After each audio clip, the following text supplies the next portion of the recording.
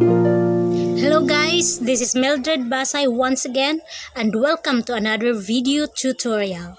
And for today's video tutorial, I'm gonna show you a Dhcp router configuration using a Cisco Packet Tracer. So, Dhcp means Dynamic Host Configuration Protocol. So, let's start. First, we need to click the router. I use the 2811 router. Then next is the switch. The 3 switches.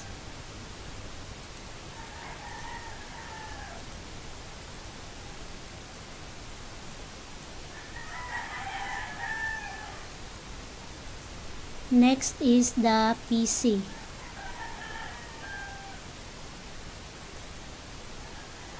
There are 2 PC in every switches.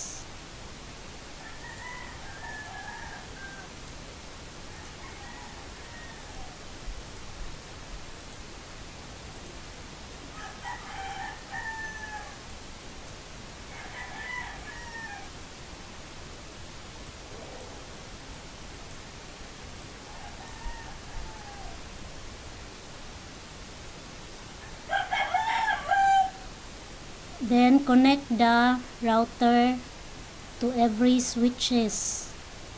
We use the straight through.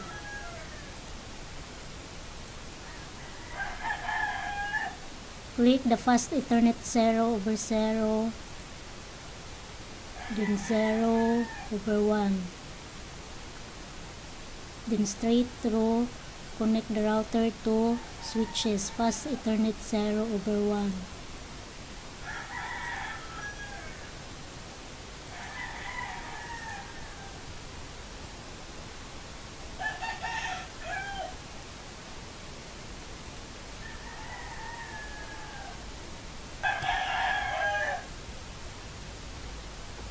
In order to connect the router to every switches, we need to change the port of our router. Click the router, then click the NM1F8TX.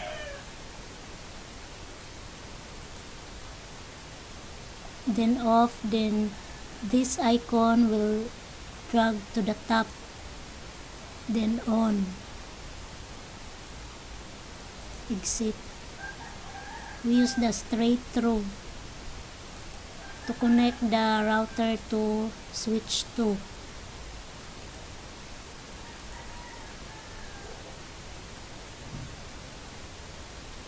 Then also the different pieces, we need to connect to every switches. We use also a straight through.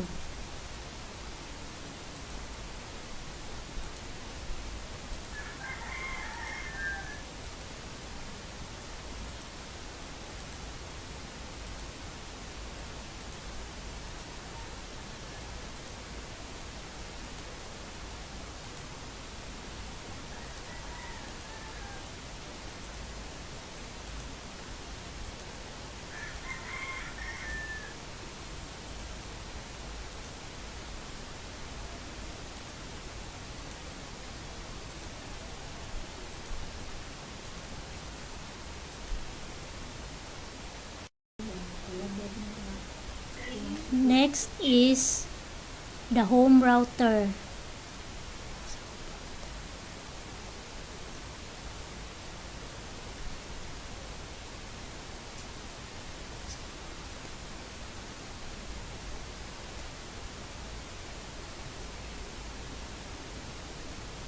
Next is the home router.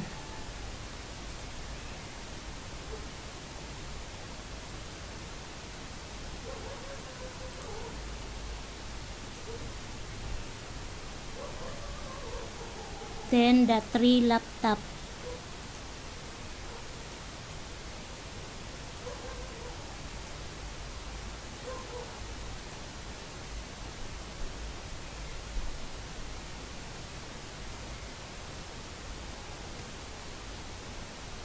Next is click the laptop,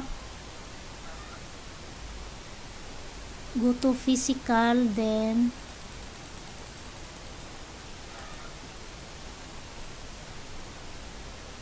drag this, remove this icon, then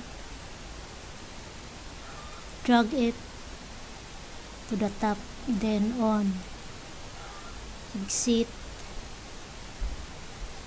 Do the same to the first laptop.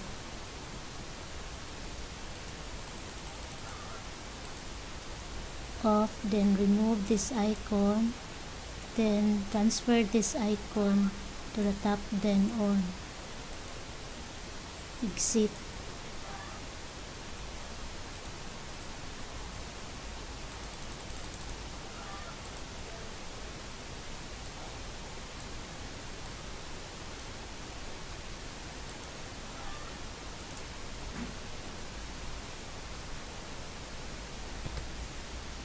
Next is we need to connect the home router to switch 2 using the auto connect.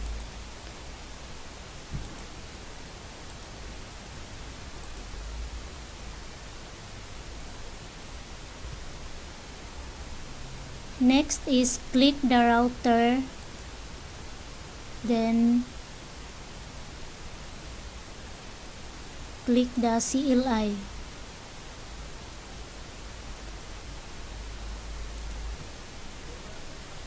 Next is click the router to do the CLI command.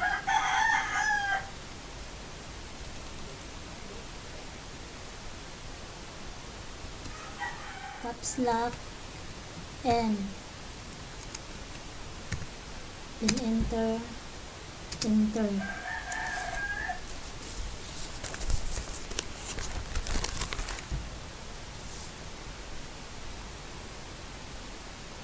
AN,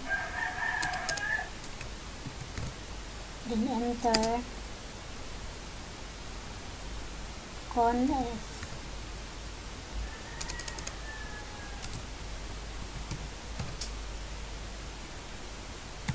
CONFT for the configuration, then enter. Space int if a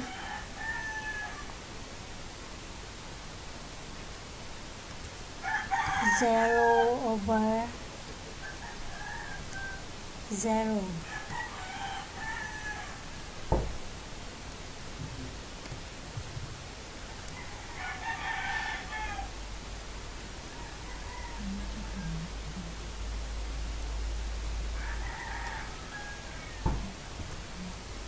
The fast Ethernet 0 over 0, which is the fast Ethernet of LAN 1.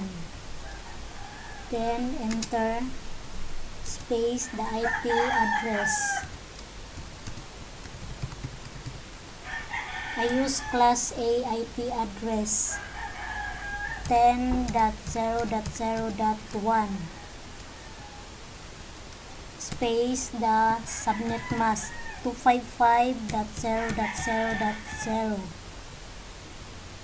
Enter, space no shutdown. Enter, then space do write memory.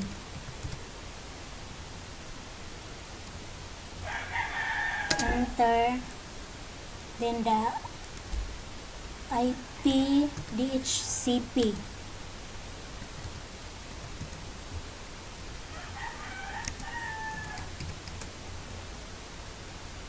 DHCP port for the LAN 1.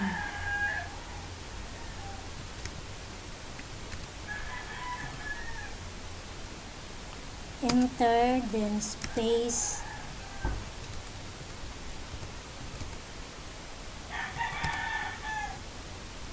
network,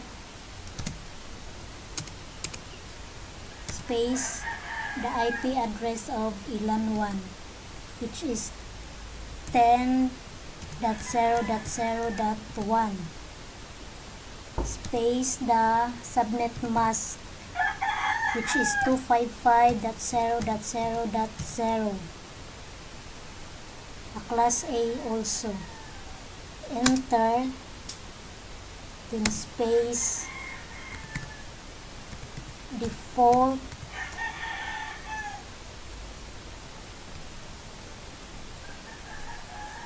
next is the default router.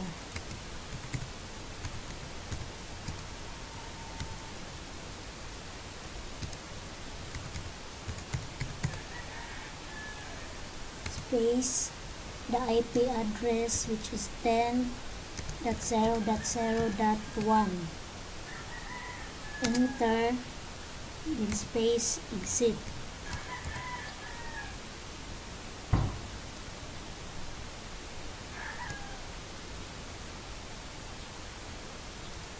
Enter, then we need to proceed to the LAN 2.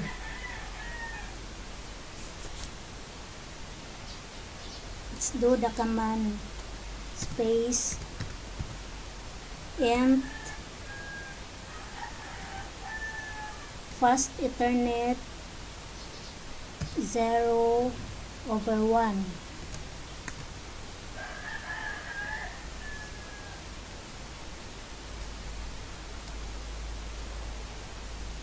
which is 11.0.0.1, a class A IP address also. Then enter.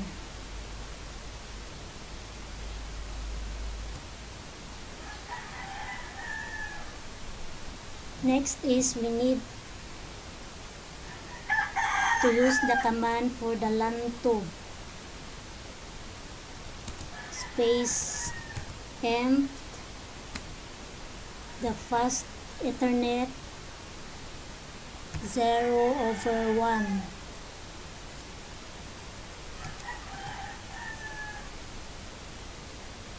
then enter, space the IP address.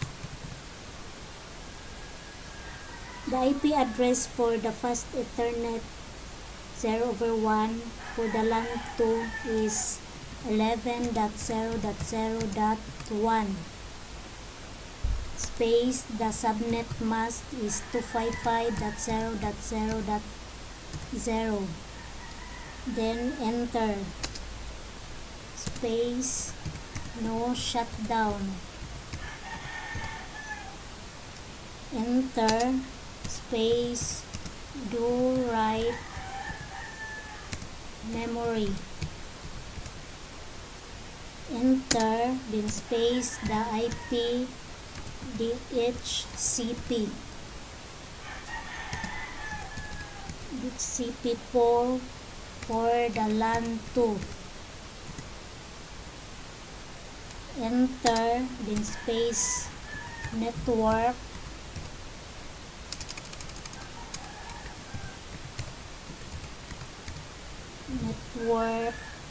Space the IP address for the LAN 2, which is 11.0.0.1. Space the subnet mask, which is 255.0.0.0. Then enter, space default router.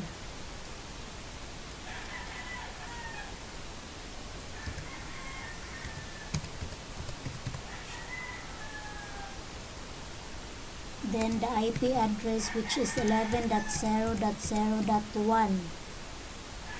Enter, then space exit.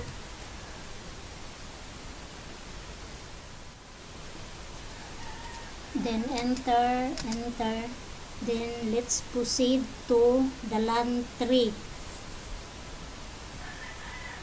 CLI for the LAN 3. Space and the fast Ethernet 1/0.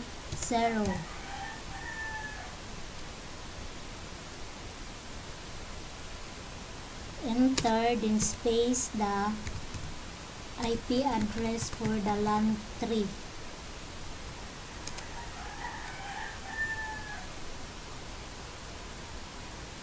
Which is 12.0.0.1, a class A also. Then space the subnet mask, which is 255.0.0.0, then enter, space no shutdown,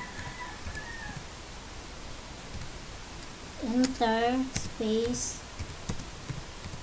do write memory, then enter the IP Dhcp.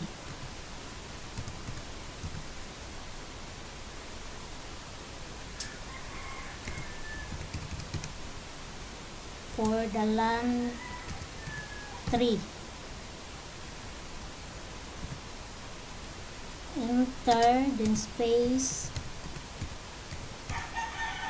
network,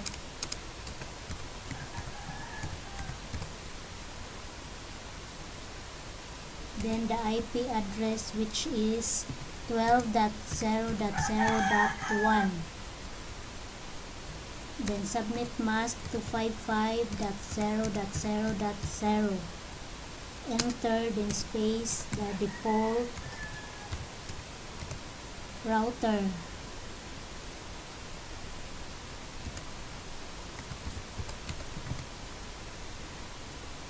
then the IP address, which is 12.0.0.1, enter, then space exit,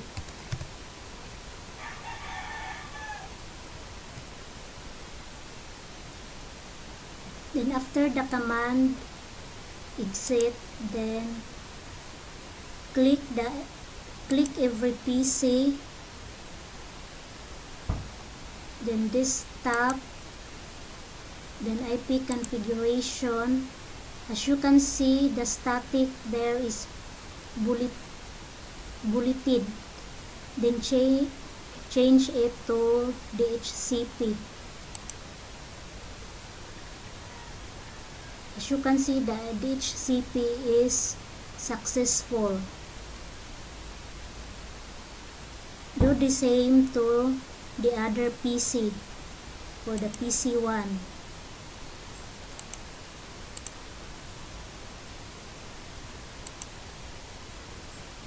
Successful also. Then the PC2.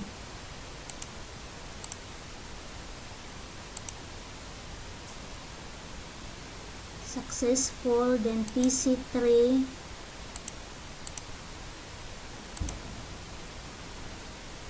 Successful. PC4.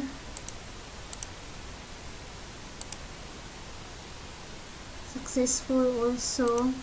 Then PC5.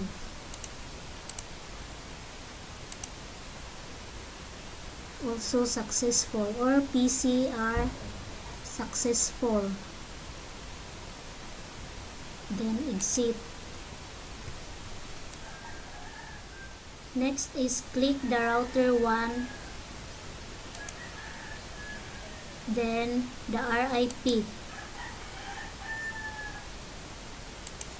Input the IP addresses of every LAN.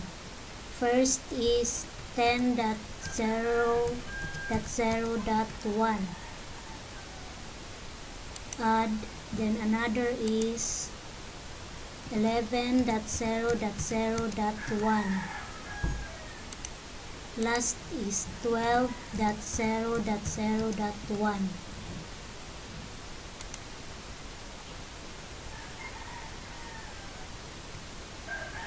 Then exit. Next step is to send a message from router to every PC if it is connected with each other.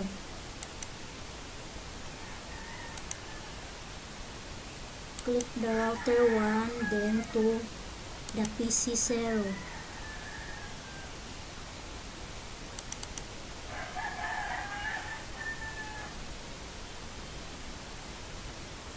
As you can see, the status there is failed, so we need to fast forward the time in order to successful. Let's try again to the other PC, to PC 1. Failed also.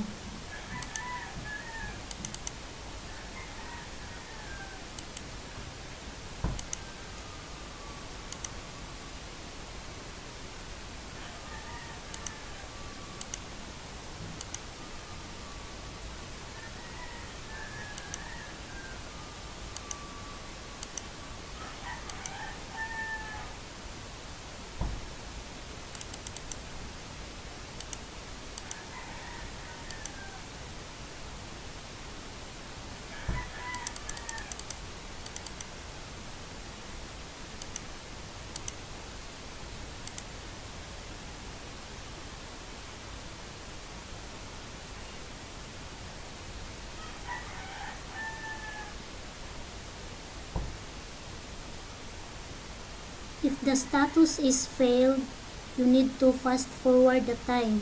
So as you can see there, the router 1 is connected to PC 0.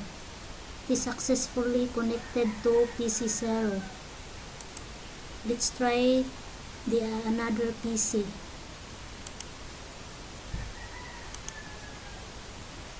Router 1 to PC 1. It is successful.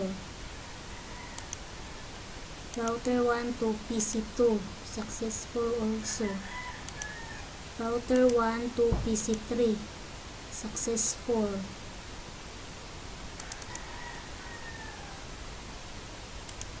Router 1 to PC 4. Successful.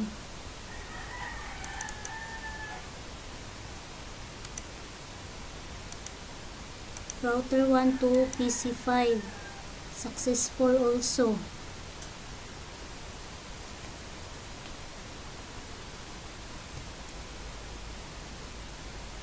Let's do the same to the home router to every laptop.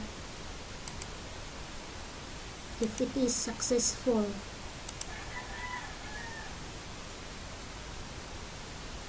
As you can see, it is failed, so we should forward the time. Let's try another laptop. Failed also. For the last laptop, failed.